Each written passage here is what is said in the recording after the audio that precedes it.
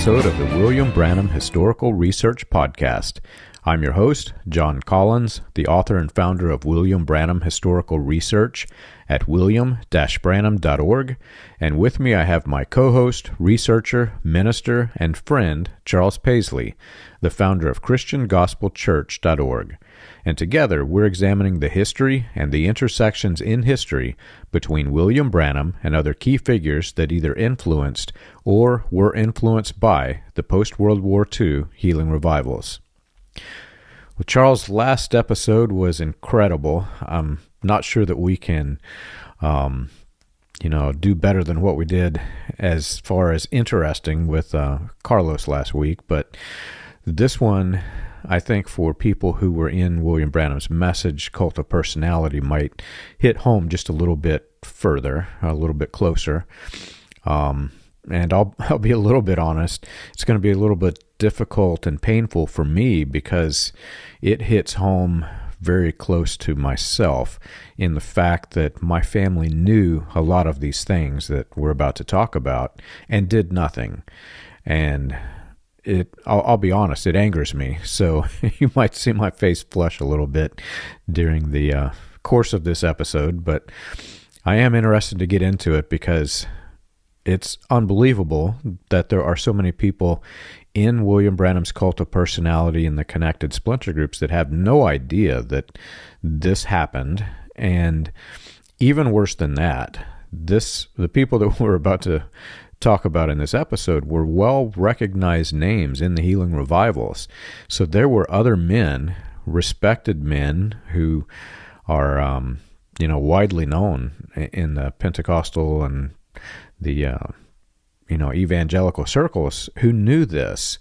And I don't know the extent that they knew, but they, to some extent, knew, which we'll get into this. But it is a fascinating, horrific, and angering episode we're about to get into. Right.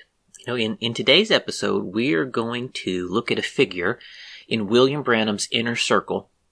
His name is Leo Mercer, and most people I knew have pronounced his last name Mercer, John, but I've also heard people pronounce it Mercier. He is a figure that we've definitely got to explore, and like you mentioned, it's surprising that a lot of people nowadays don't really know anything about him, because I can assure you that back in the day, everybody knew who Leo was and what he was up to. Yeah. So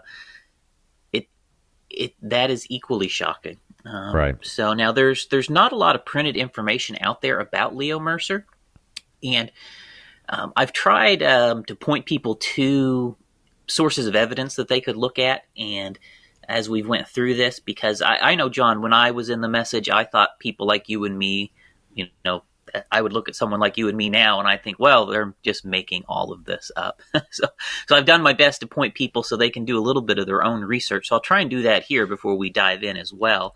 And John, you've got most of this on your website, but all of these can be tracked down through primary sources. You can get a hold of these things yourself. So one source of information on Leo Mercer, of course, is the transcripts of William Branham.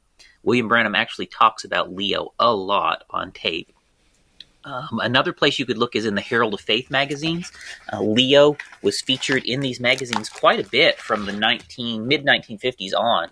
He had his own articles. You find his pictures in there. He's actually in these magazines just about as much as Jim Jones was, and then in those years, and then even more afterwards.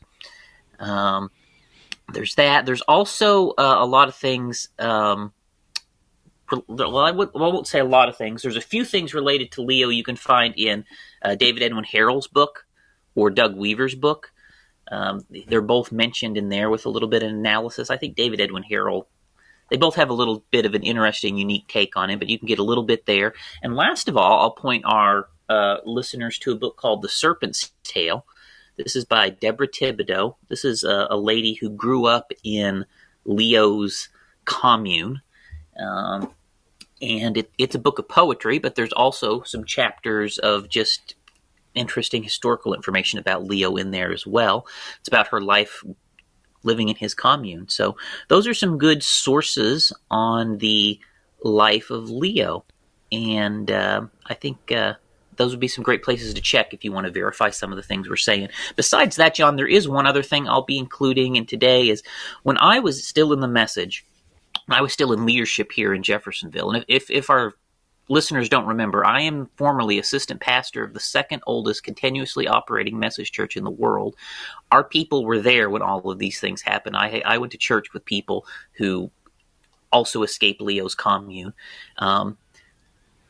Leo is one of the people I asked everybody about before I left the message. He was a key figure to a whole lot of things, very, very bad things that happened in the message while William Branham was still living. And I asked everyone about him, and I got all my notes I looked over here just recently from my interviews with the people, and I will share some of the stuff I learned in those interviews in this episode as well, John.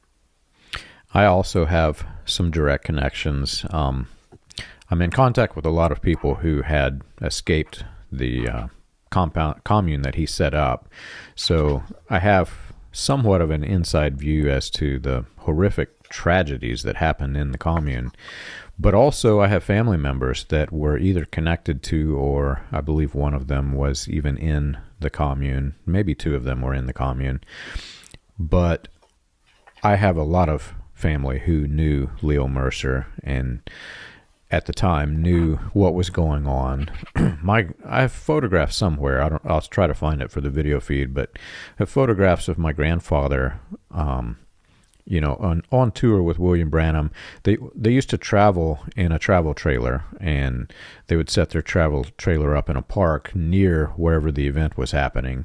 And often my grandfather would be set up just right next to Gene Goad and Leo Mercer, and everyone we'll get into the story, and my grandfather's connection to it's another story for another day, but we'll get into the story. But most people who were there with them knew what was going on. It was blatantly obvious what was going on.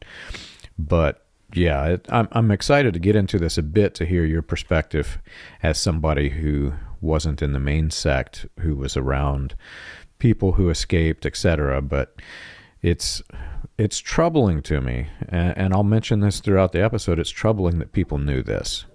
One other place that would be worth looking for people there's some court records from California that mention some cases which Leo came up in, and there was some level of investigation by the state into Leo and his commune with eyewitness testimony on the record. I'll maybe read a little bit of that as we go through it, but you can also find stuff about Leo in court records in California.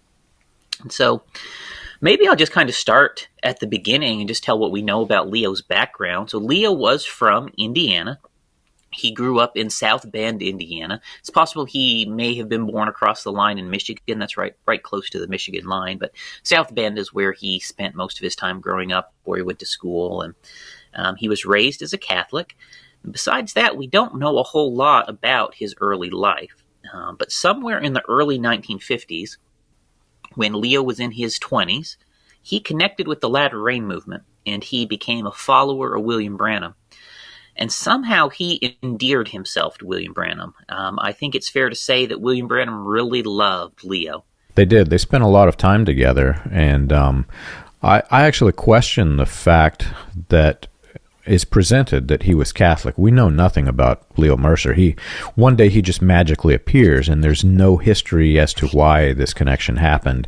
And again, William Branham is in this, this white supremacistic thing where he's targeting the Catholics, and Leo Mercer just suddenly emerges out of nowhere, and yes, he's a converted Catholic. Now he's my scribe.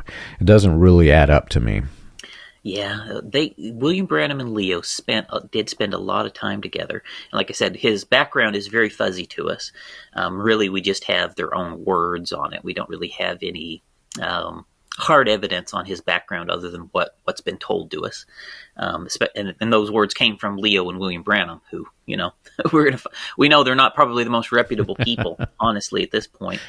But they spent a lot of time together. I would say from 1954 on, Leo was at William Branham's side almost all the time. Like William Branham was rarely separated from Leo Mercer from 1954 on. Leo was at almost every single meeting. He was traveling with him almost everywhere. They were together a lot from 1954 onward. And so William Branham would refer to Leo as one of his student preachers, him and Gene. He'd refer to him as student preachers. And, whatever the case is, William Branham he did take Leo into his inner circle. He became an important member of his campaign team, traveling with him all over the place. And it seems like Leo's rise up in the ranks really coincided with William Branham's first breakup with Voice of Healing at the end of 1953. And so it's as he's transitioning over to the full gospel businessman to finance his campaigns, right, at that point of transition, the same time he's transitioning over to Joseph Mattsson-Boze for the Herald of Faith for Publicity, the same time he's coming into contact with Jim Jones and Paul Schaefer, honestly. That is when Leo Mercer rises up the ranks and begins to take on a prominent role in his campaigns. It's odd. I mean, you can almost say that William Branham and Leo Mercer were hand in hand for the latter part of William Branham's life. And again, we know very little about his backstory, and almost nothing really can be confirmed, and I have tried. This is during the height of William Branham's work in helping to spread the Christian identity doctrine. So suddenly William Branham is getting into that mode, and we have Leo Mercer who suddenly joins the picture. We have, according to the timeline, we've got Roy Davis beginning his operation to rise up through the ranks of the, in white supremacy. The timeline is suspect, but we can't really jump to that conclusion, if you know what I mean. It just, if you line up the timeline, it just falls right in place like a zipper. But we don't know. There is no backstory, really. The only thing that we do have are a lot of pictures of William Branham and Leo Mercer together. And, like you said, they were with William Branham constantly because they were recording the message. And the recordings that we have today are largely because of Leo Mercer's work in following William Branham around with a tape recorder. So they literally went everywhere together. And what's interesting is the recordings by Leo Mercer are by and large what is remaining in the message. I'll get into the history of the tape industry a little bit later in the episode, but prior to this, I don't know if you knew this in your sect, but prior to the magnetic tape recordings that were transferred to cassette tapes, there were wire recordings. And I believe the very earliest few in 1947 that we have access to here were copied off of these wire recordings. But there were a lot of wire recordings prior to the ones that we have access to. We knew this, and my grandfather being in William Branham's inner circle, we knew these existed. I don't know if did you know that the wire recordings existed in your sect? Yeah, we did know that there was recordings which were not available. And especially, I don't think it's something that was ever really talked about, but it only is logical and makes sense that there is a lot of recordings before they started doing this, because the cassette recording technology really was invented or became popular during these years that William Branham's ministry was ongoing. And so there was a point in time which things like cassette recording didn't exist. So it really only makes sense that his earlier recordings were wire recordings, because how else, how else would there be them, right? Yeah. I do want to talk about those tapes. Let me interject this maybe before we talk about the tapes. So there's one very well-known fact among the message old-timers, and it's this: Leo was a homosexual. Yes. And if you've been listening to our podcast, you'll note that Leo is the fourth homosexual so far who is working closely with William Branham, and he is the closest of all, for sure. He's not the last one we're going to talk about either. There's at least 5 more I know of, John. 5 more homosexuals for a total of 9 that were working closely with William Branham through those years. Another one is a man named Gene Goad. And Leo and Gene came into William Branham's inner circle together at the same time. And from all accounts, John, They were partners at the time. Gene and Leo they came in together as partners into William Branham's inner circle. Gene was the other tape boy. He was the second fiddle to Leo. And I asked a lot of people about this, John, because I found this pretty disturbing. Because if you spent your whole life in the message, I mean, realizing that William Branham's two right-hand men were homosexuals is pretty disturbing. And these two men were very, very close to William Branham. I mean, William Branham was having sleepovers with these guys, okay? Yeah. We got pictures of sleepovers, okay? That's a well-known fact. We'll get into that, but because of all that stuff, I asked a lot about this, John. And from what I understand, and a couple of the preachers told me this, is that while they all confirmed 100%, almost 100% of people knew Gene and Leo were gay, I was told that William Branham more or less prayed for them and that they were delivered from being homosexuals. And that William Branham helped them find wives, and that proved they had changed. They got married, and they changed their ways. That's the story I got from a number of people, two preachers in particular. And John, I do totally believe William Branham prayed for them, and they definitely did get wives. I can totally believe that William Branham arranged for them to get wives. But John, these guys, Leo especially, they never stopped being homosexuals. They were homosexual until the day they died, and the wives were just a cover for them. And Leo continued to carry on his homosexual lifestyle his entire life. Yeah.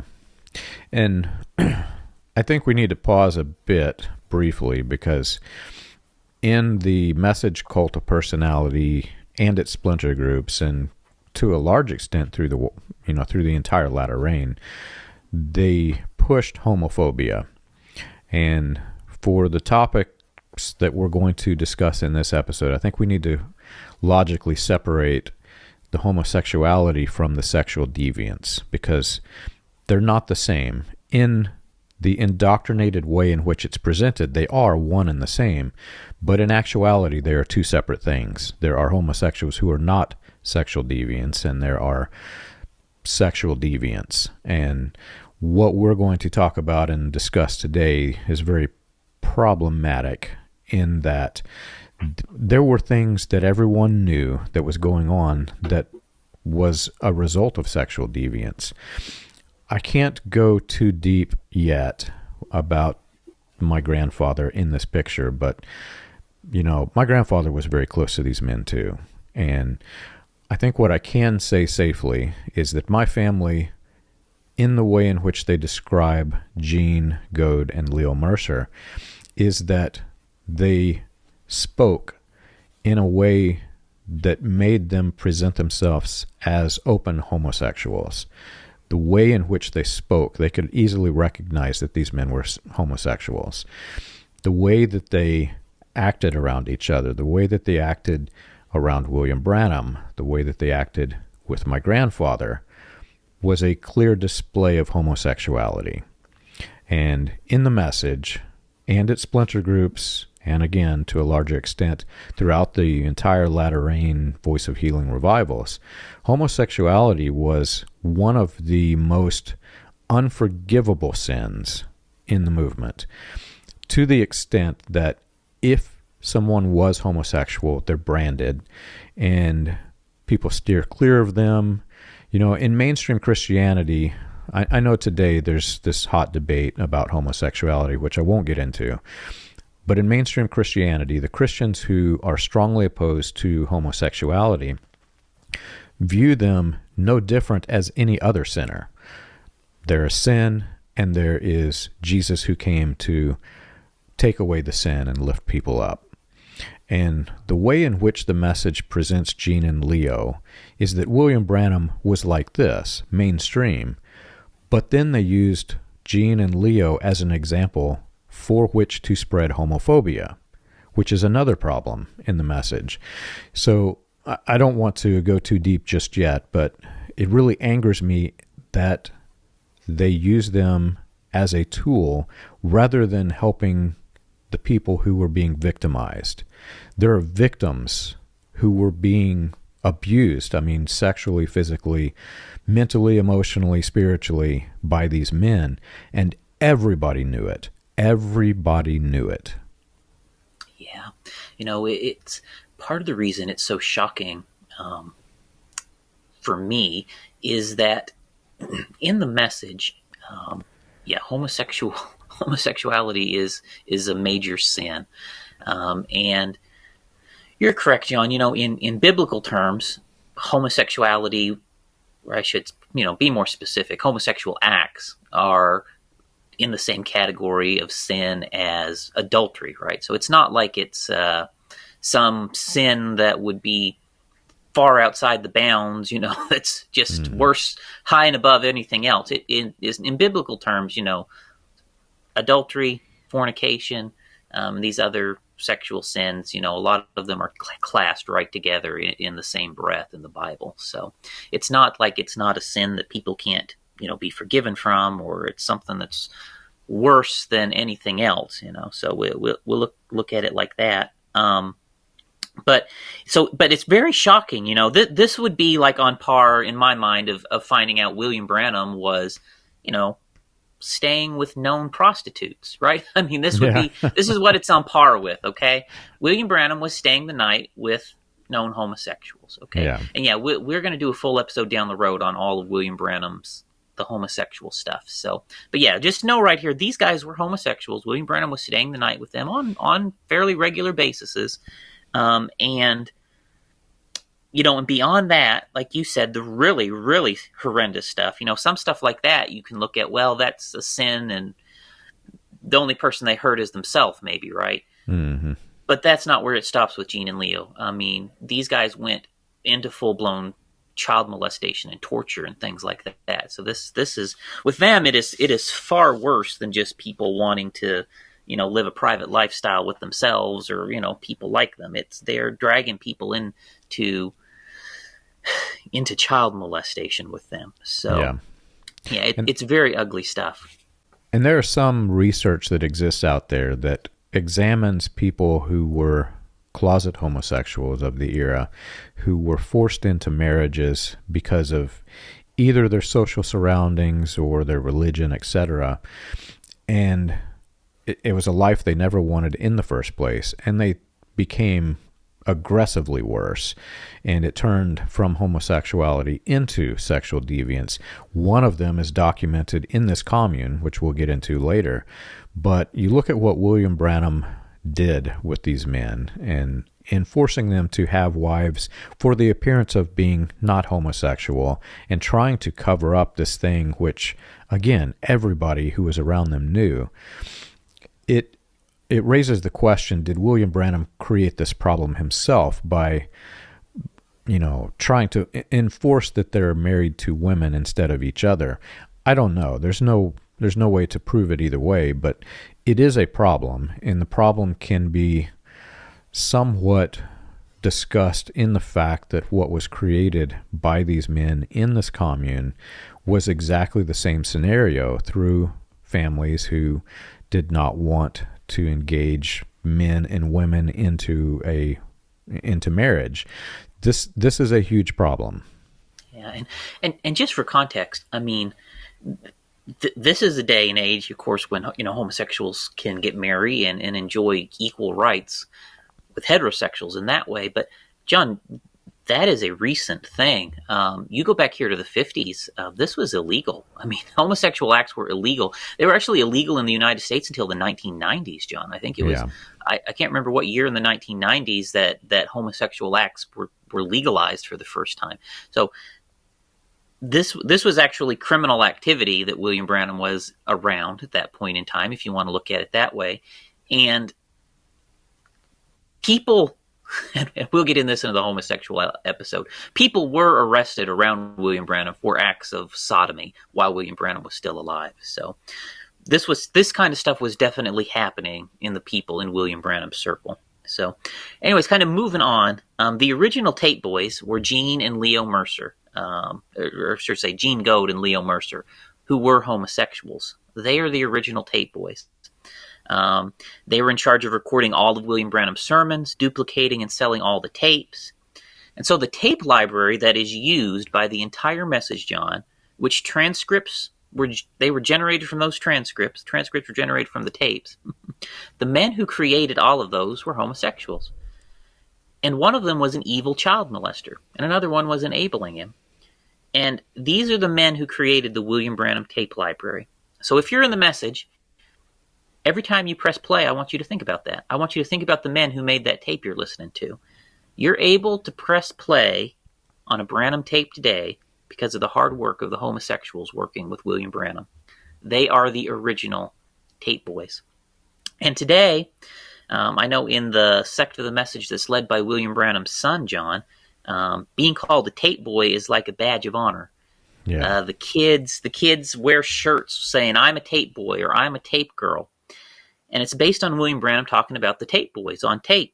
And every time you hear that term, and they're using it like a badge of honor, if you're in the message, I just want you to remember the original tape boy were homosexuals, and one of them was an evil child molester. Okay? Around here, they sell jackets and pins and all kinds of coffee cups. I mean, I've seen all kinds of things that say tape boy. I'm a tape boy. And it just blows my mind because the people who are producing these products for sale know that these quote-unquote tape boys were molesting children. And they brand the entire cult in this area as, I hate to say it like this, but they brand them as child molesters. That's what they are when they wear this thing that is celebrating the child molesters. It's something else.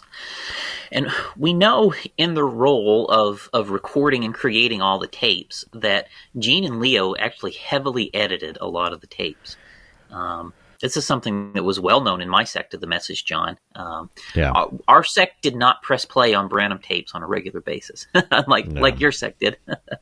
And part of the rationale for them telling us not to do that was because all the tapes were edited. And so they made a lot of hay in my sect over the fact that the tapes were edited. And you can find Raymond Jackson talking about it on tape. And, they would swear that a lot of the tapes had been altered, and not just the blank spots on tape. But it was well known in our sect of the message, because our people were there when the original sermons were preached, right? That they would take things from different tapes and they would splice tapes in and out. They would take an ending off one tape and put on another. They'd take a middle out of one tape and put on another.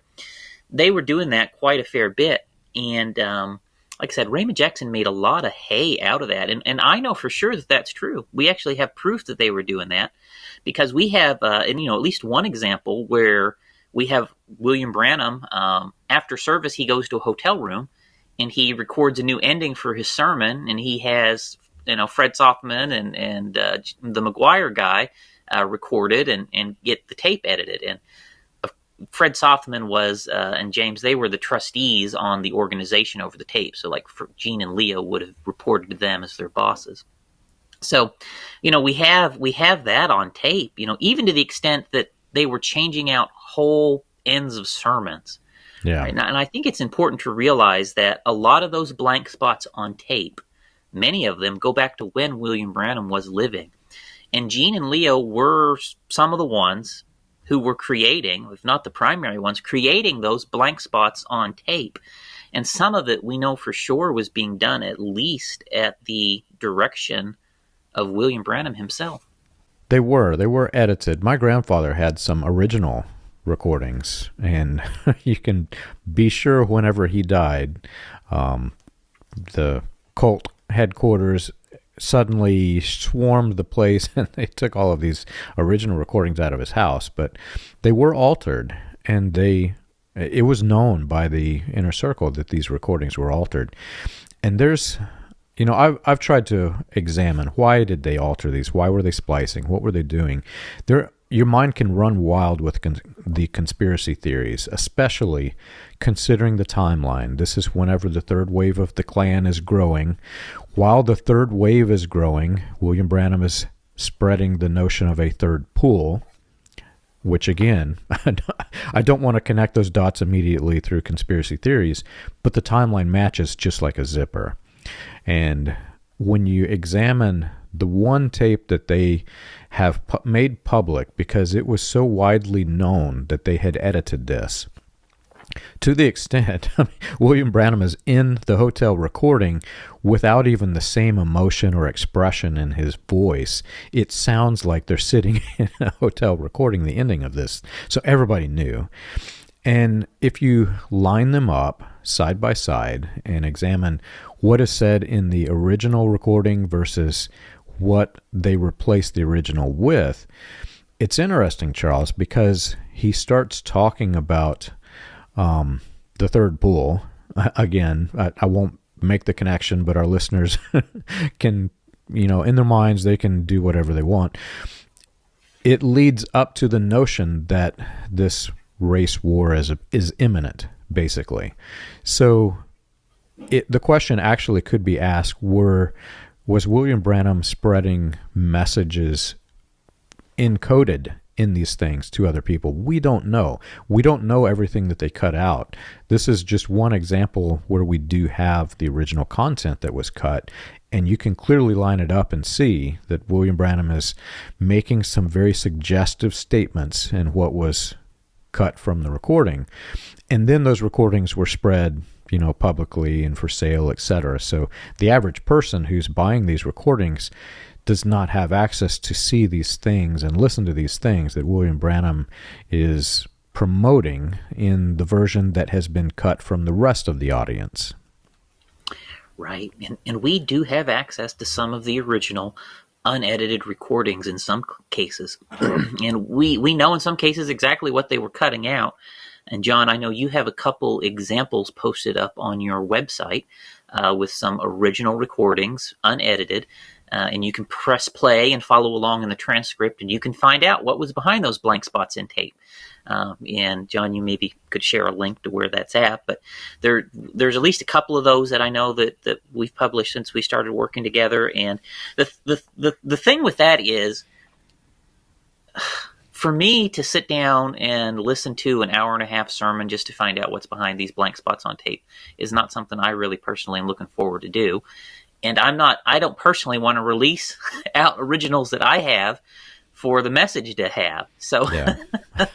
So it's kind of a catch-22. What do you do, right? You can't stomach to sit through and listen to an hour and a half of that thing just to hear, the 30-second blank spots. But anyways, there's enough examples that have been published to prove there are originals and what's behind some of those blank spots. I know a couple people that would probably give you a heck of a lot of money for those if you want to sell them, Charles. Well, not really willing to sell my soul to the devil, John. So I don't think I'll be selling these original recordings that I have, for sure.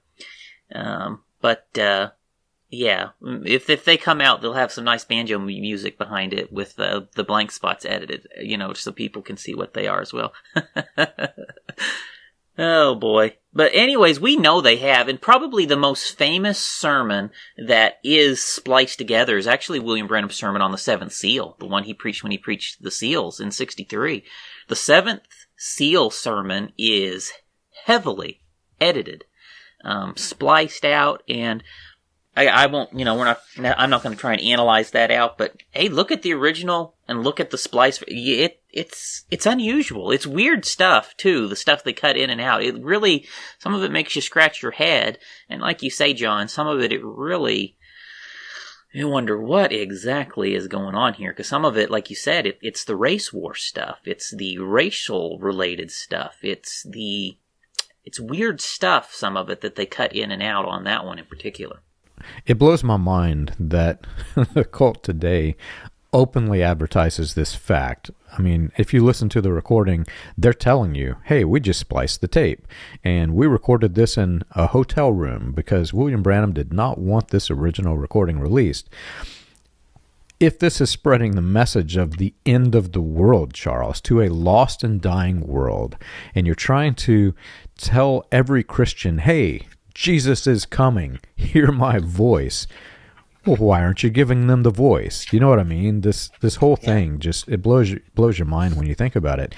But then to think that a person who is a child molester, who's living a homosexual lifestyle in a cult that preaches against homosexuality, blows your mind even further, because there is more going on in this story than we currently have information to know. Right. One very interesting thing to me is how much they were charging for these tapes, John. If you look at advertisements like this in Herald of Faith or Voice of Healing, other places where you can find these advertisements, it's primarily Herald of Faith where they advertised. They're charging $4 a tape, John. Yeah. $4 a tape. And if you do the math and you adjust $4 in 1954 for inflation, John, that would be about $50 a tape in today's money. $50 a tape, John. $50. In today's money. These tapes were very, very, very expensive, John. And John, you and I both know people who had libraries of hundreds and hundreds of tapes from them.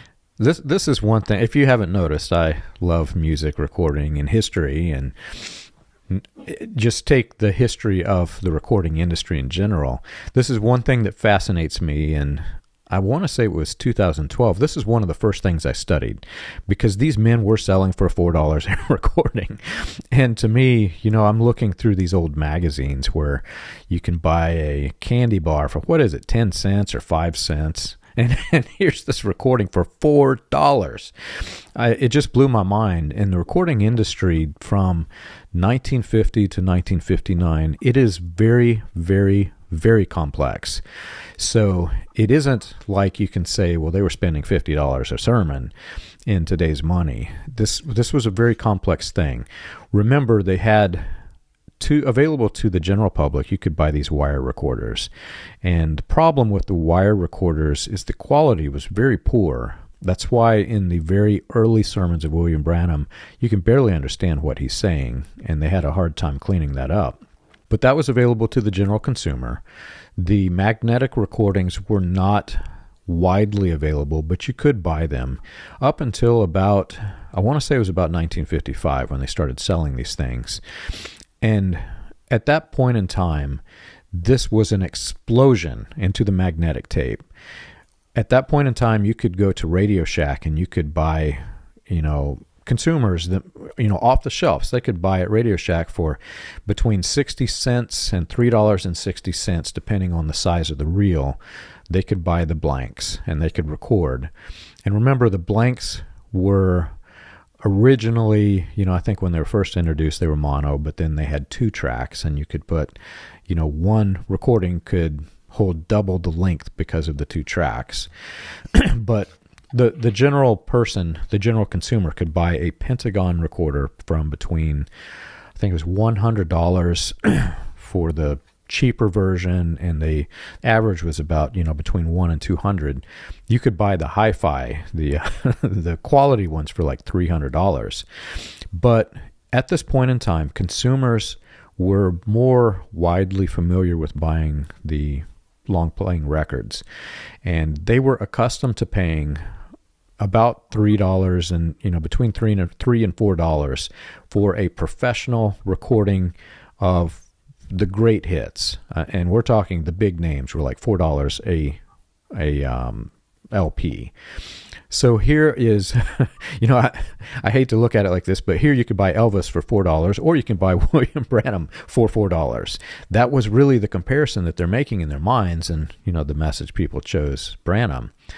But to the average consumer, when they started buying these things, and what was it, 1954, 1955, I think, is when the Message began selling this. They were accustomed to paying the $4, and they were introduced at $4. And at that point in time, according to what I fully understand through just reading what is available in the catalogs, etc., wholesale prices weren't that much different than the consumer prices initially. So Gene and Leo, when they were producing these things, I don't think they made a lot of money in the early years, because the price difference between wholesale and the $4 was somewhat similar. But as you progress through 1955 and this industry explodes, the industry leaders also found ways to produce the magnetic tape much, much more cheaply. And suddenly, while they're still selling these for $4 a tape, their cost dramatically dropped. So this turned into a very, very lucrative business for Leo Mercer. Right. You look as time went on and the prices came down. Before it was over with, you could buy the Elvis album for $1.25, but Yeah. William Branham tapes were still $4, right? Exactly. And when you can think about all those tape libraries that people had, John, one tape library would have cost thousands of dollars. Yeah. I mean, these tape libraries that people had were thousands and thousands of dollars in today's money, tens of thousands of dollars in today's money to buy one of these tape libraries from these guys. So there is a whole lot of money flowing through this. And that honestly has a whole lot to do with it all. Because what happened when you come to 1954 and William Branham started having his financial crunch after he broke it off with Voice of Healing, he started working with Fred Sothman and Roy Roberson and James McGuire to basically create a little company with sole rights to create and sell the recordings of his sermons. And a lot of this had to do with trying to bring in revenue. And just to remind you, those three guys, they all believed William Branham was God in the flesh. James McGuire was the man who, as far as I know, he's the man who initiated baptism and prayer in William Branham's name. He was the first man to do that, as far as I know, John. That's everything I always heard. Mm-hmm. And he started doing that before William Branham died. Well, anyways, Gene and Leo, they're working for this franchise. Those three guys are at various point trustees. Roy Roberson, Fred Sothman as trustees. I think it's pretty fair to say that the whole thing was definitely an effort to try and bring in revenue to boost William Branham's income as he was breaking away from Voice of Healing when he lost that revenue stream. If you line it all up, that's exactly when it starts. He leaves Voice of Healing, they start selling the tapes. Okay, and at that time, Gene and Leo, they were in charge of the master tape library. They were in charge of duplicating and selling the tapes. And at $50 a pop in today's money, they made a boatload off of these tapes. Mm-hmm. And everyone got a cut. Gene and Leo got a cut. Fred Sothman got a cut. William Branham got a cut. And the remaining, that remained the arrangement, John, until after William Branham died. And when you come into the 1970s, Roy Roberson and Fred Sothman, who are still trustees, Gene and Leo, they more or less were able to push Gene and Leo out as the years went on. And get control of distribution rights for themselves. And that was roughly when they formed Spoken Word Publications. When they started transitioning away, they moved the rights into Spoken Word. And eventually they merged it all into Voice of God recordings into the 1980s. So that's a little history on how the tapes were made and eventually morphed into Voice of God. So Gene, Leo, Fred Sothman, all these guys are working for the organization that is the predecessor to Voice of God Recordings. That's who's producing these tapes. Yeah. And you have to picture the general public audience of this thing. You've got, while William Branham was working with the Full Gospel Businessmen, Herald of Faith, etc., the general audience knew Leo Mercer was involved with this. He's there, again, with William Branham almost throughout every sermon. He's just following William Branham around. They'd set up the booth and they would record.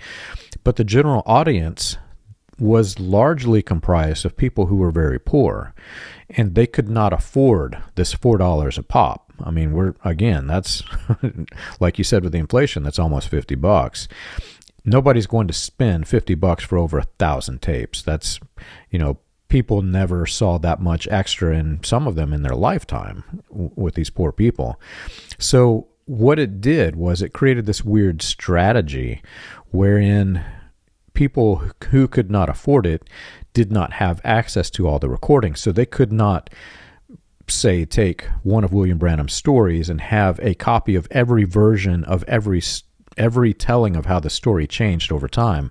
They might just have one example of that story, and to them, that was their story. That was what William Branham told.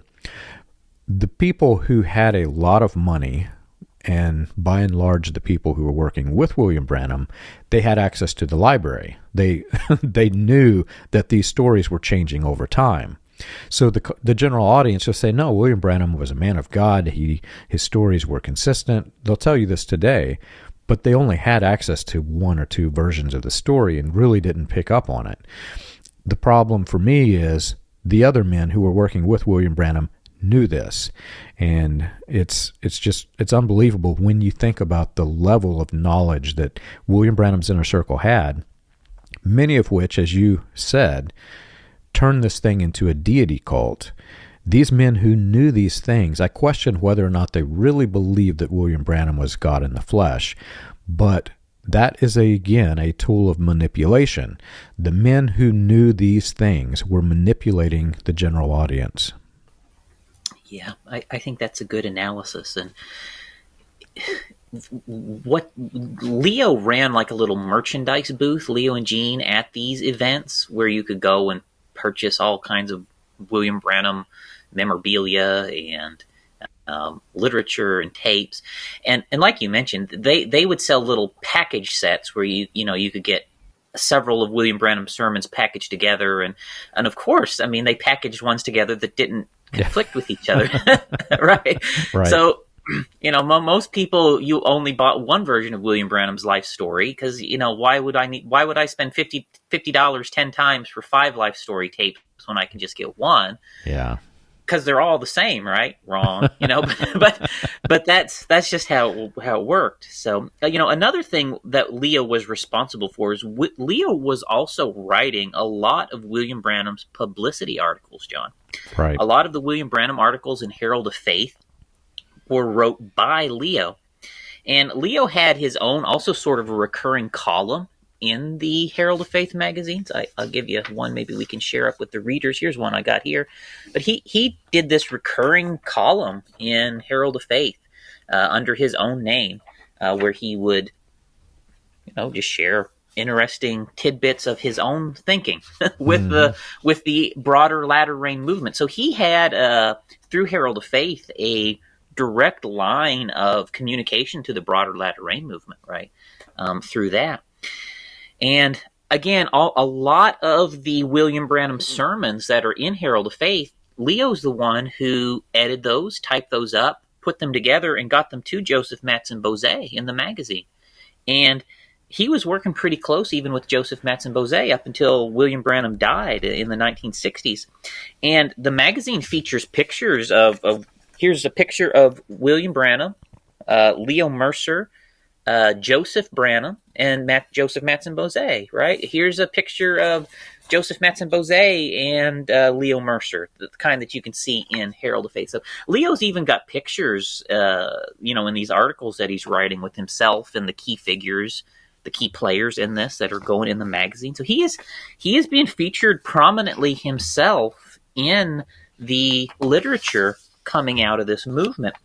And some of these articles, like when you read what he writes in there, it's pretty clear that these publicity articles are geared around reinforcing the idea that William Branham is a seventh church age messenger, the idea of William Branham being Elijah. That's the kind of stuff even that he's publicizing. And Joseph Mattsson-Boze is publishing it all.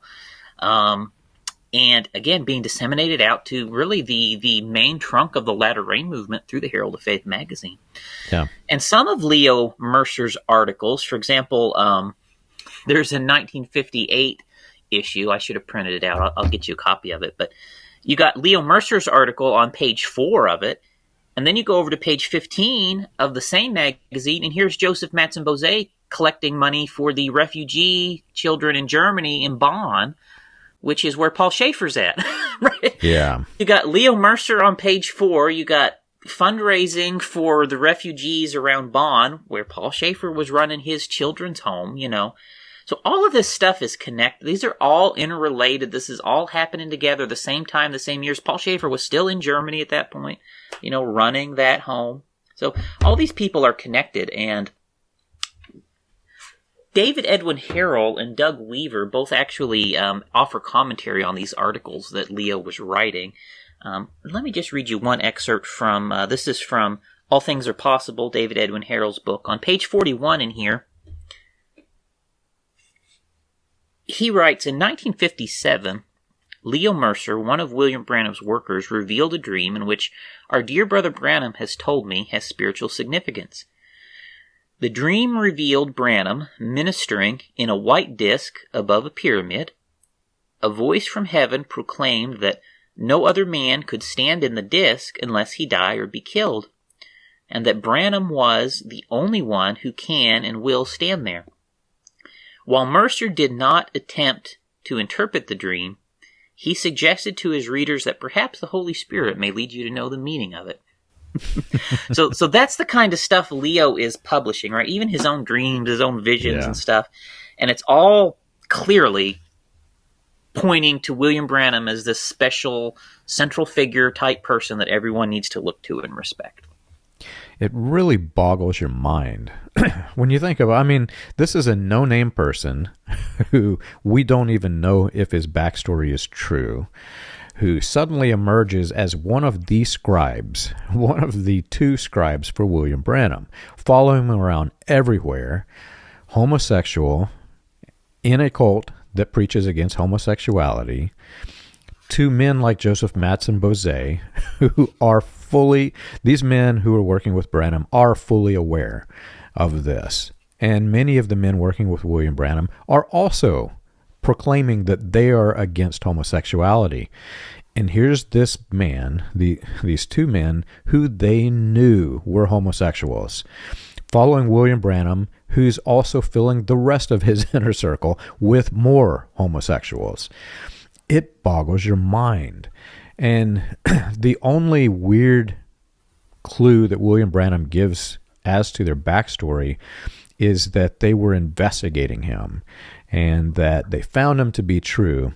And Charles, I'll let you lead into this, but I wasted I don't know how many hours yesterday because William Branham made this statement. He said, every time an FBI agent investigates me, I convert him to the message. And I looked up it just boggles your mind. I looked at, George Lacey in one of the previous episodes we talked about. He was supposed to be the head of the FBI, and he investigated the halo, and he deemed the halo to be supernatural. And so he makes this claim about, Gene and Leo, I'll let you tell it, but there are other names that he gave, and I got to digging, and William Branham is calling men heads of the FBI when they've never worked for the FBI. And here's another example of this. Yeah, it's crazy. I mean, William Branham just made so much stuff up. It's unbelievable. I mean, how he converted how many FBI people who A, never worked for the FBI, and B, never actually converted to the message. Like, it's just, he made the story up end to end, it's just unbelievable. But yeah, another interesting thing is that way that William Branham would often describe Gene and Leo as being a little FBI. Right. That's how he would describe them. Gene and Leo, a lot of times he called them, this is my little FBI. This is the little FBI. Let me read you a quote where William Branham says this. This is from the 1957 sermon, God Projecting His Love. William Branham says, Mr. Mercier here and Mr. Goad, I call them my student ministers.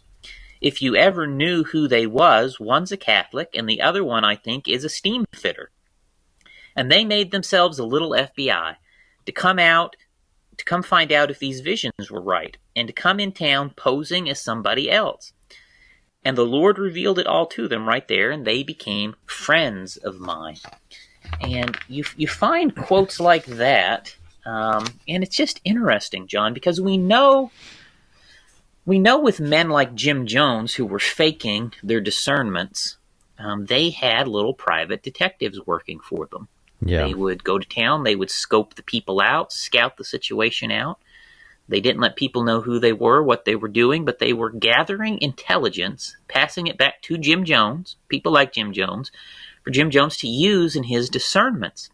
And they also helped pointing out people in the crowd, right, to help out the discernments. They were, go stand near the person that needs to be called out. That way, the person on stage could figure out where they are, So, and we know that went along with using the prayer cards with men like Jim Jones to help fake all of those discernments. So, as I read comments like this from William Branham, it does leave me wondering, John, was Leo and Gene involved in something like this with William Branham?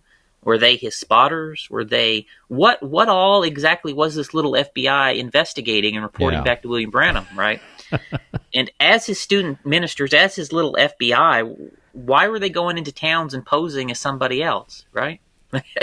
What were they collecting details for William Branham to use in his discernments, right? For me, it's an open question, but I do think it's one that is legitimate for us to ask. In today's world, we would call what these people have is it's a database, right? You've got Herald of Faith, who has all the list of the subscribers, names and addresses, phone numbers. You've got Voice of Healing, the same thing. You've got Gene and Leo, the database of William Branham's sermons that they can access, they can play. They know these stories are changing, consistently changing over time. And William Branham even mentions on one of the recordings that they're altering the prophecies. So this is bigger than people realize. These men knew this. And the little FBI unit that they formed, William Branham says, every time an FBI agent investigates me, I save him. One of these, again, I wasted too much time, and it's worthy of an episode in of itself. It really doesn't fit here, but Al Farrar. William Branham mentions Al Farrar. He was head of the FBI, and he investigated me, and I converted him. And you go back and you examine his alleged conversion by William Branham, and he says he came to one of the meetings, and I took him to the jail, and I converted him in the jail. And another time he says, and we was at the shooting range, and I converted him in the shooting range. And I don't know how many different places he gave that where this alleged conversion happened, but you can tell the whole story is fiction because it is not consistent. Well, I started looking yesterday, and again, I wasted too many hours on this, but Al Farrar was was a member of a Pentecostal church long before William Branham. He was converted in, I think, the earliest recorded advertisement for him at his Pentecostal temple in Tacoma, Washington was like 1944. And William Branham's meetings through Tacoma was, 1948, 1949.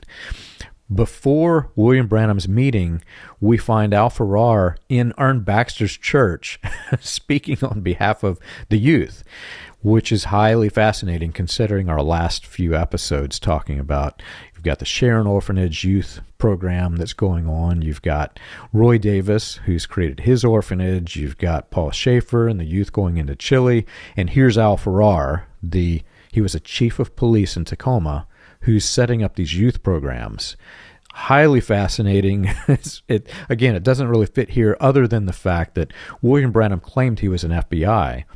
And Al Farrar was a chief of police. I've got his retirement in the newspaper.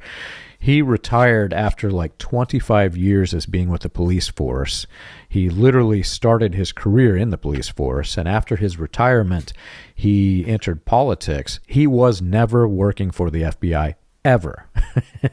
And like Gene and Leo, they formed their little FBI unit. Well, you can't just form Federal Bureau of Investigation. You might, create some private detective agency. But the people in the message, by and large, are uneducated.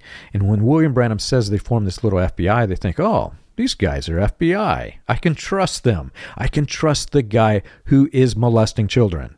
This is, it blows your mind that people do this, but anything William Branham says praiseworthy of any individual, suddenly they're elevated to this platform above the rest of the cult. And that's what happened with Leo Mercer. William Branham elevated him, and now Mercer is, like you said, he's writing these visions and dreams and deity cult. And so he becomes a respected figure in the message among all of these other men, such as my grandfather, who knew this evil. Yeah. So the story of Leo Mercer gets really, really disturbing as you come to 1962. In that year, William Branham moved to Arizona. And when he did, most all of his inner circle moved with him, the majority of them.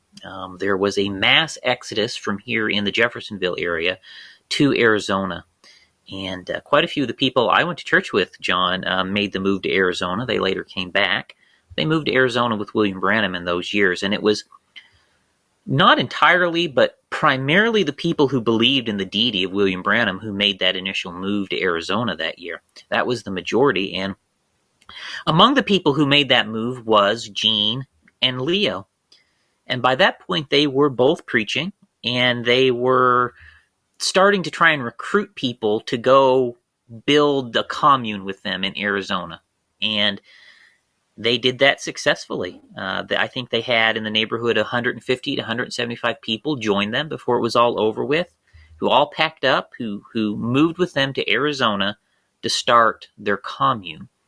And they called the commune the Park, and it was located in Prescott, Arizona.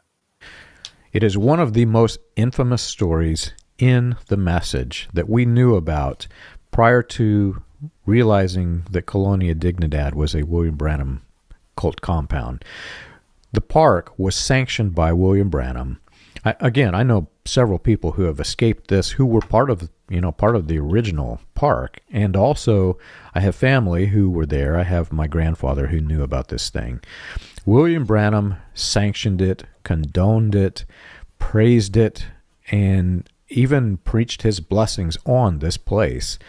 And what happened here is tragic. You can go to the California Supreme Court records and you can see what happened, but they investigated this park after murders were happening.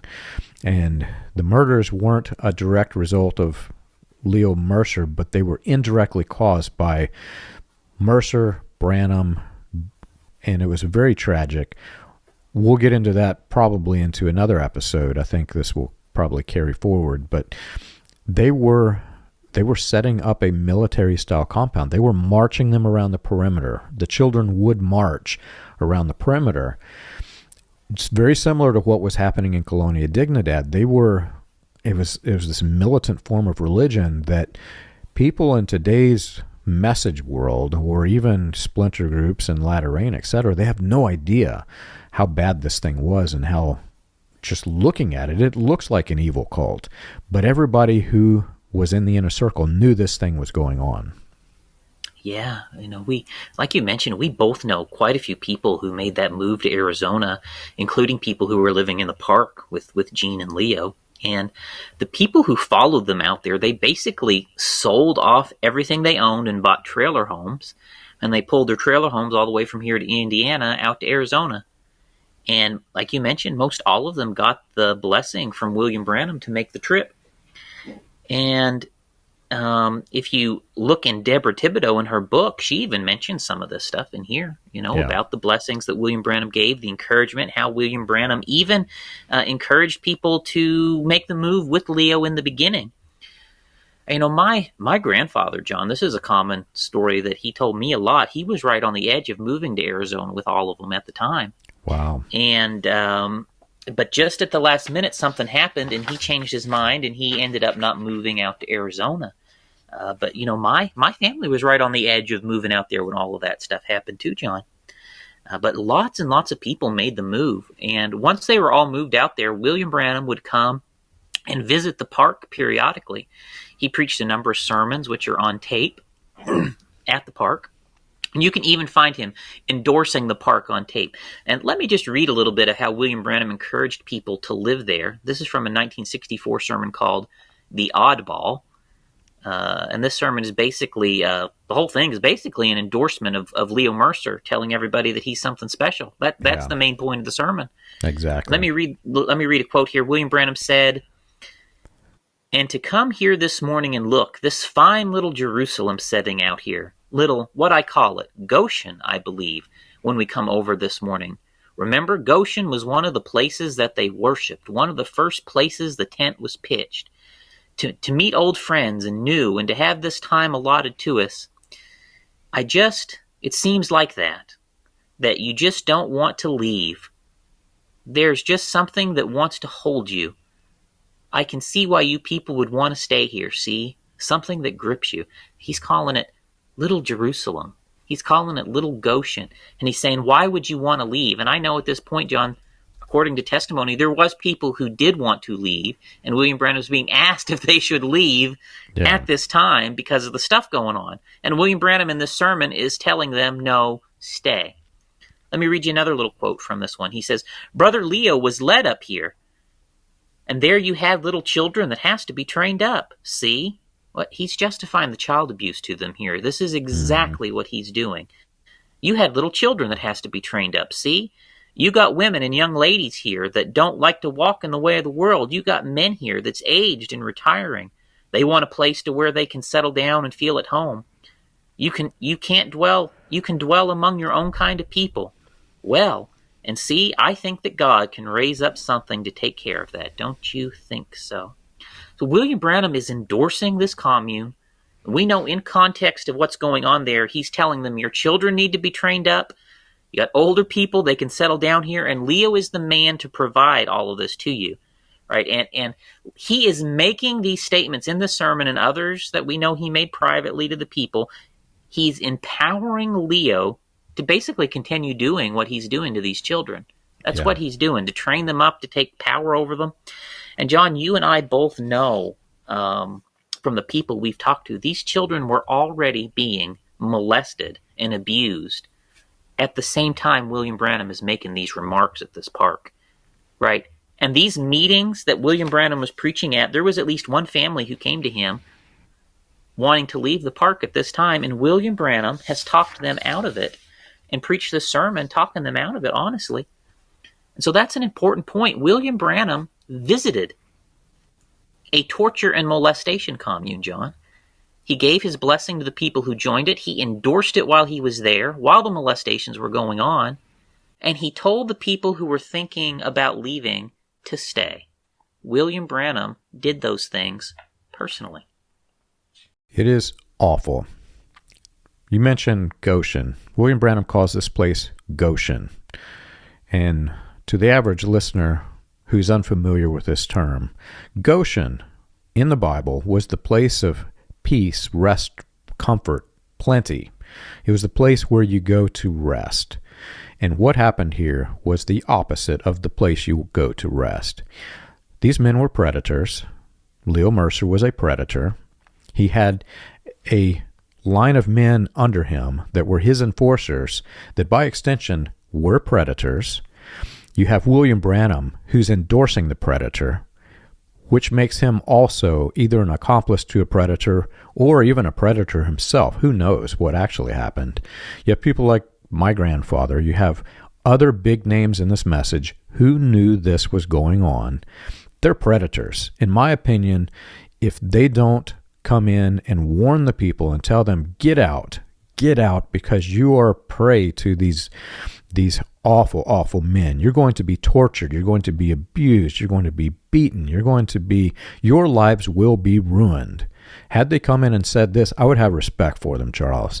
I have 0.0% respect for any man who knew this was going on in this compound. My grandfather knew it. I respect my grandfather in many, many ways other than this, but he knew this was going on. My grandfather knew this. These people were predators. The book you mentioned by Deborah, I read it, and I know a lot of people who've read it, and they questioned why she wrote it in sort of a poetry style. What she's describing is so very horrific that if you were to read it in actual English as a book, you would not be able to finish this story. It is one of the most terrifying, most horrible stories in message cult history. And if you extend that out to the latter rain and all these people who are connected to this, Joseph Mattsson-Boze, who's publishing The Predator. I mean, how much did these people know? I have to ask. One of the stories that's in her book that just tears your heart out. The enforcers working for Leo Mercer used to take children, and they would manipulate them. They would say, I think you're going to sin. Or, you look like you have an evil spirit, and therefore you might sin. Or, you have committed the sin which you didn't really commit, but I'm going to say you did, and I'm going to label you as the sinner. And then they would take the children before the people, strip them down naked in front of the people, embarrass them in their nudity in front of the people, and take men with boards and beat them until the men's arms were too tired to swing the board.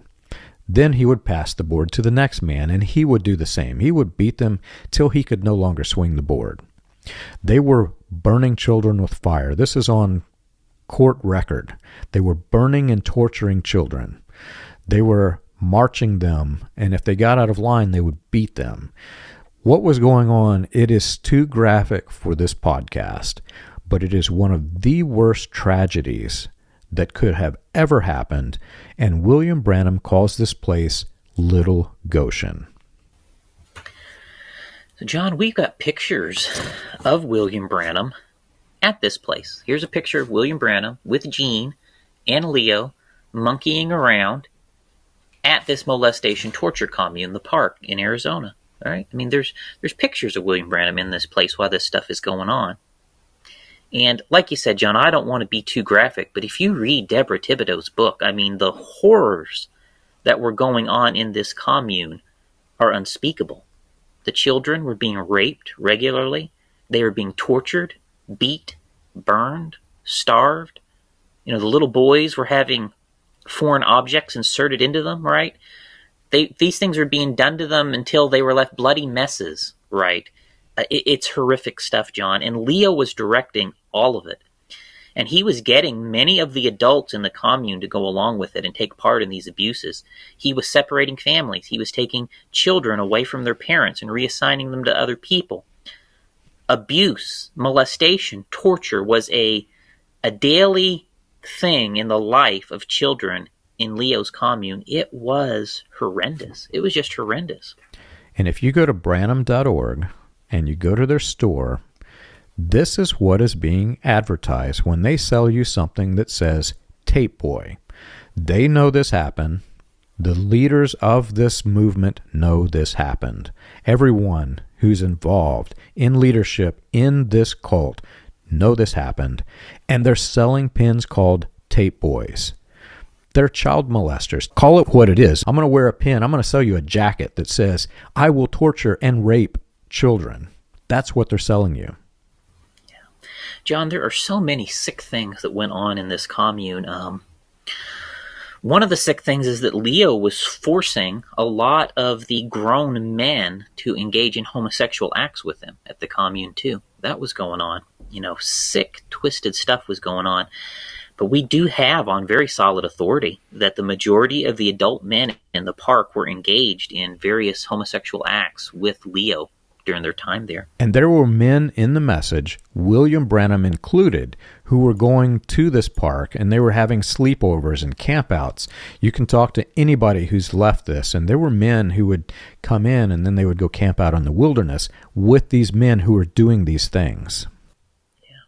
I went to church with people who grew up in the park, and in about 1974, I think, the park imploded and everybody left. At least as far as I know, most everybody left. Maybe it's possible a few people stayed. And when they all left, a lot of them ended up back here in Jeffersonville. They also ended up in quite a few of the other message churches at that time. I know some landed in the Branham Tabernacle, some landed in the Tucson Tabernacle. You know, these people scattered out to quite a few message churches after the park imploded. And it's actually from people who were in the park with Leo when all this stuff was going on. That's how I know about these things personally, John. When I was a young person, I heard the stories, you know, from the families of these people who had escaped the commune. And as I started investigating the message while I was still in there, this is one of the areas I started looking into. And John, you are right. The leaders in the message knew what was going on back then. They absolutely did. All the significant figures of the message back then absolutely knew what was going on and what went on at the park. And after these people escaped, even more people knew. Because they shared their stories when they came back with the leadership of the churches that they came back to. Yeah. And John, Leo's still alive when this happens. Leo's still alive when they come out and all of this news comes out. And all the leaders knew, John. I know. I got positive confirmation. Joseph Coleman knew. Lee Vale knew. Raymond Jackson knew. Perry Green knew. Ewald Frank knew. David Mamalis knew. Roy Roberson knew. Fred Sothman knew. I mean, I can just keep going.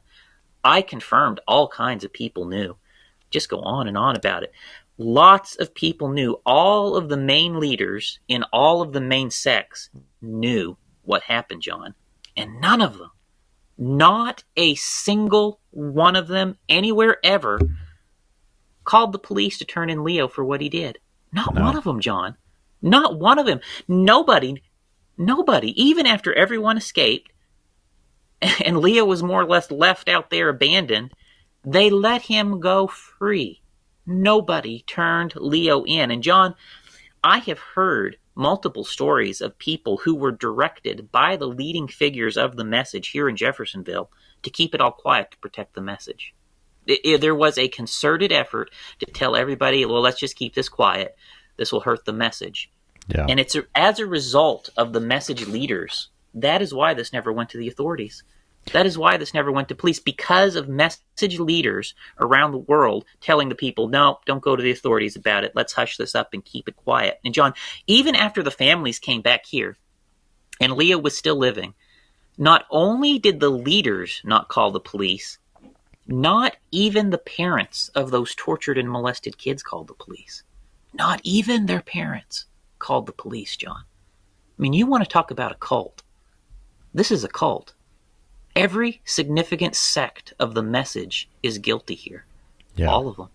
Every last one of them. They all engaged in this cover-up. And almost every last old-timer in the message knew Gene and Leo, what they were and what they were up to. Almost every last one of them. And certainly nearly every single message preacher in North America in the 1960s and 1970s knew about this. And not a single person did anything to hold these evil people accountable.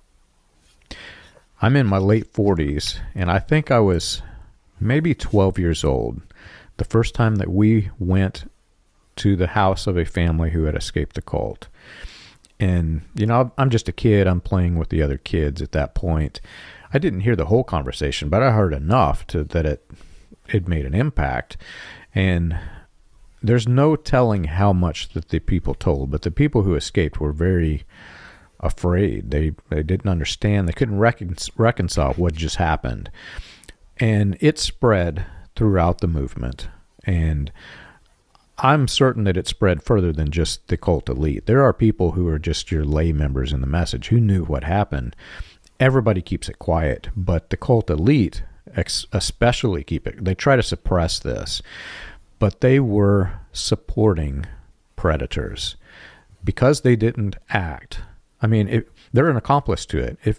If you know somebody's going to rape somebody and you could stop it, if you don't stop it, you're part of this. You're the one who's helping assist this thing. If you know they're going to be torturing children and you know they are torturing children, you are an accomplice. And that's what these people were. If you're here in the Jeffersonville area going to one of the large message churches, or if you're in Arizona in one of the large message churches, you almost certainly have victims of this in your church. Go ask them what happened. We're not lying to you. This is the truth. Go ask them. Go find out. You know, and I have to say again, all of this happened on William Branham's watch. Leo was empowered by William Branham. Leo got his followers, and they stayed with him through all of those abuses because of William Branham, right?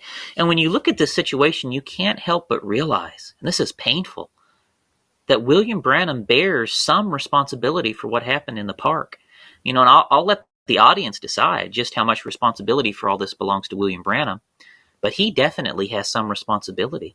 And, you know, and if you're in the message and your message preacher takes the position that the message bears no responsibility for any of this, and that William Branham bears no responsibility for this, then I want to encourage you to run away as fast as you can from those preachers, because they are dangerous. That is dangerous.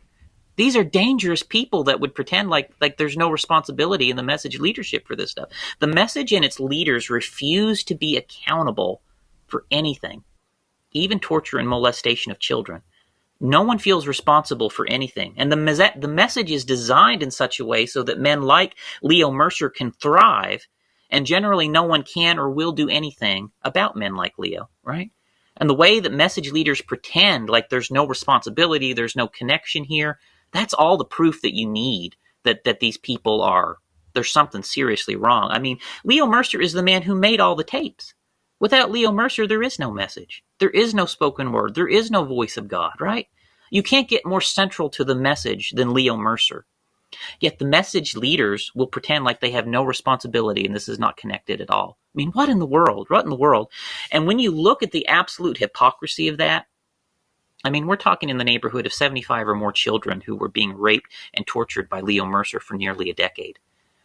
Some of the message preachers today, John, who are condemning me and you and people like me who are telling the truth, I know beyond a shadow of a doubt some of those very men speaking against us were involved in covering all of this stuff up, John.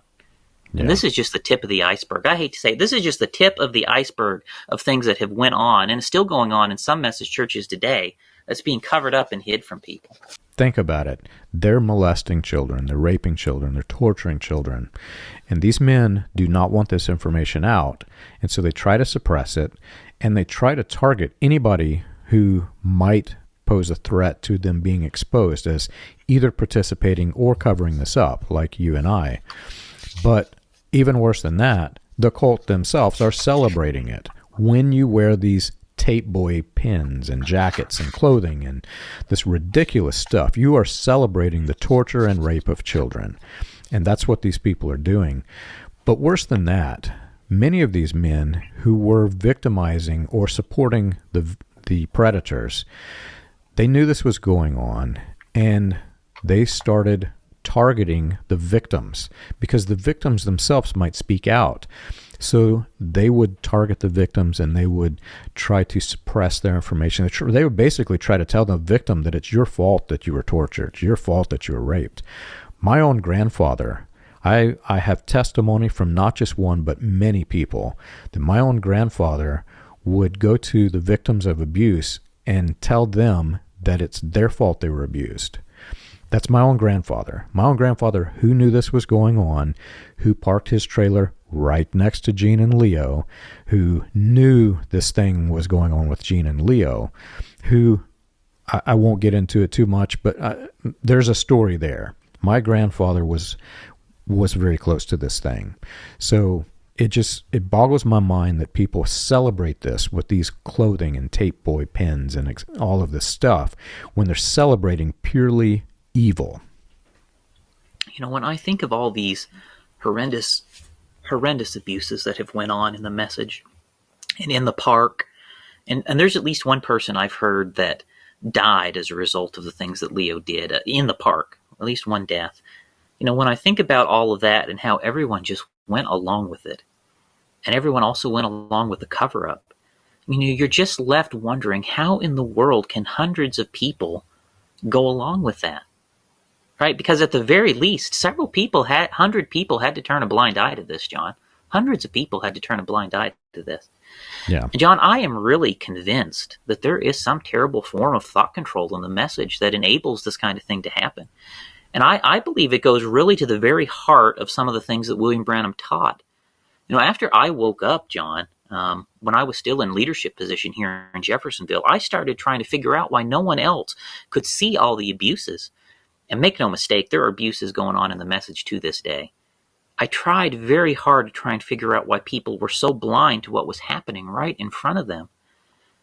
And I really believe it is specifically the sort of teachings that William Branham introduced in his sermon, like The Greatest Battle Ever Fought. He taught those concepts in lots of sermons. And in my sect, those concepts from that sermon, you know, they're encapsulated perfectly there in that sermon, but they're throughout. Those concepts were very consistently taught over all the years of the church I come from and in my sect of the message. And what I noticed is some of the preachers where I come from is they would use those thought control techniques from William Branham about bringing every thought captive, about thinking on, you know, whatsoever is good, whatsoever is lovely, whatsoever is pure, think on these things and fight the unbelief in your mind, right? You got to believe. Right, they really honed in on that stuff, and it was, if I was going to put a label on William Branham's mind control techniques, John, his thought control techniques, I would call it only believism. And only believism, in only believism, you are trained to block anything that contradicts or could possibly contradict the belief that the preachers are the voice of God. Right? Only believism teaches you to focus only on positive thinking and to actively fight off and suppress any negative thoughts about the message or its leaders, right? Negative thoughts about the message or its leaders will send you to hell, and you are actively trained in the message to suppress and block those thoughts. And John, positive thinking is a good thing. It sure is. It's good to think positively. But when positive thinking is weaponized in such a way that it is blinding you to a dangerous situation, then positive thinking is not a good thing anymore, right? And that's certainly not what the Apostle Paul had in mind when he wrote those scriptures about taking thoughts captive and thinking on positive things. Paul was certainly not suggesting that we should not think critically about what's going on around us, but that is exactly how message preachers use those verses, and it's exactly how William Branham implemented thought control in the message. It reminds me, Charles, of these stories you hear in the subway. Somebody's getting stabbed, and you've got all these people who are on the car who get out their cell phones, and they're taking pictures of the guy who's being stabbed, the guy who's going to die. And nobody takes a step forward to help the guy and stop the man who's stabbing them. Well, in the message, all of these men who knew this was going on. It's like they're giving the guy knives. Here, have another knife. Stab him with my knife. That's what's going on with these cult leaders who knew this was happening, could have stopped it and did not. It's just awful. And like you say, it is not the gospel. It is in no way, shape, or form even similar to the gospel of Jesus Christ, to the letters of Paul. They proclaim this is the same message that Paul taught. Is it? Is Paul teaching you to ignore the children who are being raped and tortured in these compounds that William Branham himself condoned and called Little Goshen? Is that the message of Paul? For me, I'm glad I escaped this, and I'm just mortified that people in my own family knew this was going on and supported the predator.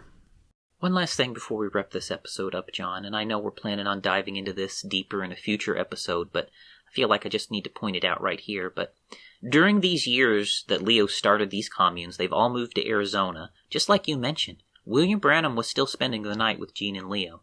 We have pictures of it, right? William Branham would go on these hunting trips. He would invite his inner circle. Here is a picture of William Branham on one of his hunting trips in these years, right? And there is Leo Mercer with his arm around William Branham, right? It's something else. And when you look at pictures like this and you realize the man with his arm around William Branham is a child molesting, sicko pervert, right? And then you've got others like this. I mean, here is Gene Goad on the other side. Here's got the majority of the men in this picture are homosexuals, John. Okay? I mean, it's shocking stuff. It's shocking stuff. And why in the world was William Branham inviting them out to hunt and camp in the forest with him on these all-male hunting trips? We know on a fair majority of these hunting trips, the majority of his companions in the photos were homosexuals. And we know beyond a shadow of a doubt William Branham knew they were homosexuals too. It's not that he didn't know. He knew what they were. I positively confirmed that coming out of the message. Why was William Branham doing that? Why was he staying the night with men like that? This is seriously disturbing on many, many levels. And for message preachers to act like we are not justified in asking for a reasonable explanation to a question like that, I think I deserve a reasonable explanation for why William Branham was staying the night with homosexual child molesters. I think I deserve an answer to that that's reasonable and makes sense. And if you're in the message and you're some preacher and you think you don't owe me some reasonable explanation to that and expect me to believe the message, there is something seriously wrong with you. Seriously wrong with you, right? William Branham was staying the night with these kind of people, right? And if you're in the message and your leader, your preacher in the message tells you these things don't matter, look the other way, there's no connection here, there's no responsibility, I want to say again, you need to run away as fast as you can from that. Those people are dangerous. That's dangerous. Because here you catch them saying this stuff don't matter. What other stuff are they saying don't matter that's going on still today? Because I tell you, there's definitely stuff still going on today. And in future episodes, I know we are going to examine all of William Branham's relationships with homosexuals in detail, but I did just want to point this out here. And for me, John, as someone who loved this message, as someone who spent his entire life in this message, who loved William Branham, who loved the message, this feels like the ultimate betrayal right here to me. This is right up there. This is one of the ultimate betrayals of the message, and it gets worse. You know, we're heading there. We're heading into worse territory, but this is pretty near the top of the list for me when it comes to why I feel betrayed by William Branham. The message leaders lied to us about this. They harassed us when we asked questions about this. They threw us out of their churches, right? They ran us out. They run us into the ground because we asked questions about this. And and it's heartbreaking stuff to find this stuff out. It's still a knife in my heart today. But the truth about these things need to be told. And message leaders who pretend like they have no responsibility for this, somebody needs to start holding these people accountable, because there are people today, John, who were involved in the torture and molestation in this commune, who are still alive today and are sitting in message churches and have never been held accountable. And the leaders know it, and the leaders know who they are. Leaders try to deflect. Whenever I began exposing William Branham's many, many failed prophecies and lies, one of the things that they did as a strategy was my own uncle spread around the globe that I was homosexual so that people would not listen to me, which is blatantly false. And the man who spread it knew that it was blatantly false. He had inside information that it was false. But because of the homophobia, he spread it around the globe that this thing that what John Collins is doing, he's doing it because he's this thing that he knows is false. These same men, the men in William Branham's inner circle, the men in the elite in the message, they know that William Branham surrounded himself with homosexual people. It angers me to no end that they use that as a tool of manipulation. You're going to use that as a tool of manipulation when you know that William Branham was surrounded by homosexual men. And we know from testimony by my grandfather on recording that William Branham was sleeping in the same bed with men in his inner circle. We know this.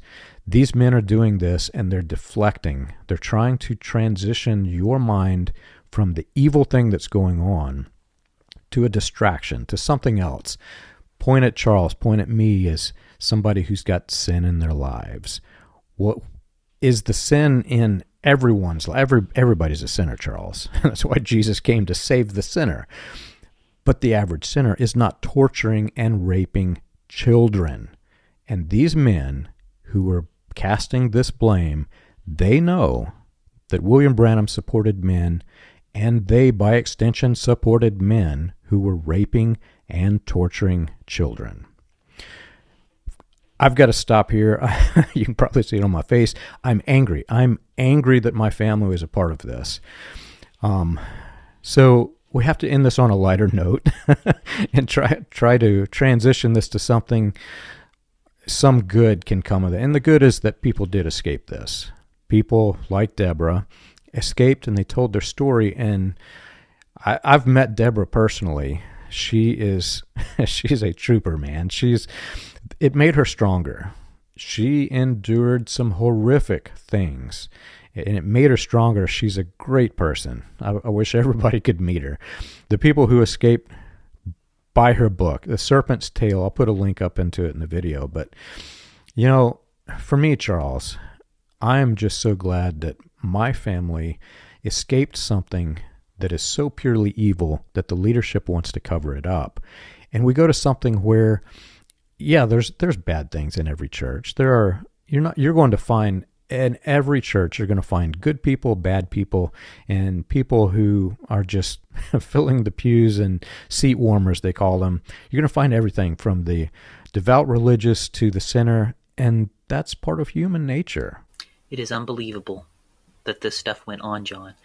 This is one of the dark secrets of the message right here that we're talking about today. And we'll probably go a little bit more in another episode. Yep, so I tried to lighten the mood. I don't know if I did or not, but hopefully I did, and people come back. If you've enjoyed our show and you want more information, you can check us out on the web. You can find us at william-branham.org and christiangospelchurch.org. For an overview of the historical research of William Branham and the healing revivals, read Preacher Behind the White Hoods, a critical examination of William Branham and his message, available on Amazon, Kindle, and Audible. Join us again next week. We've got a great episode coming.